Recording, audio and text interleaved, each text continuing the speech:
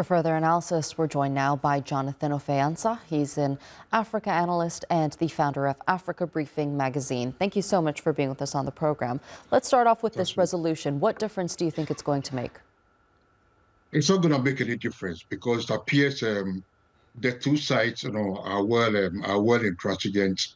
I mean, the head of the ruling Sovereign Council, who is General Abdel Fattah al-Burhan, and the paramilitary rapid support group led by General Dagado, they're both intransigent. And it appears, despite all attempts at ceasefires brokered by the U.S.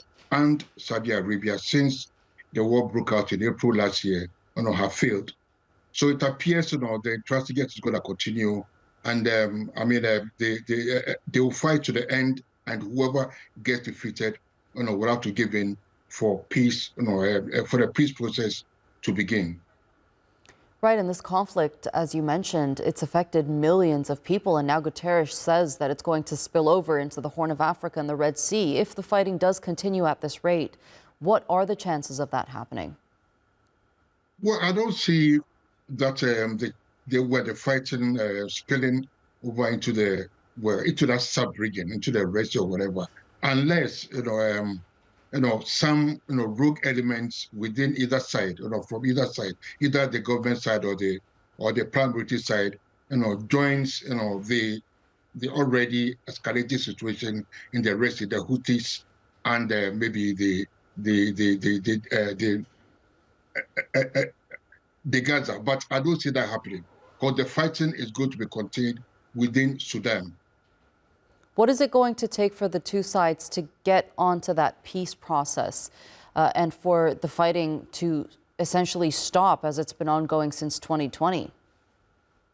Well, it's good. Like I said earlier on, it's going to continue until one side, faces defeat, in the face.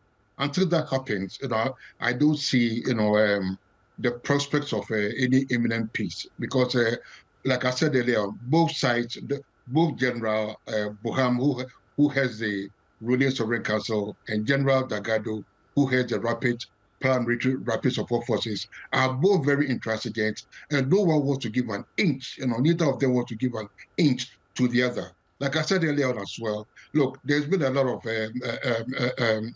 ceasefire attempts brokered by both Saudi Arabia and the U.S. I think the AU too have made efforts. The regional body, intergovernmental body called IGAD, have also made effort, but all have come to nothing. So what I believe is that the fighting will continue until one side is defeated. All right, Jonathan Ofeansa, thank you so much for being with us here on TRT World and sharing that analysis with us. Thanks for having me.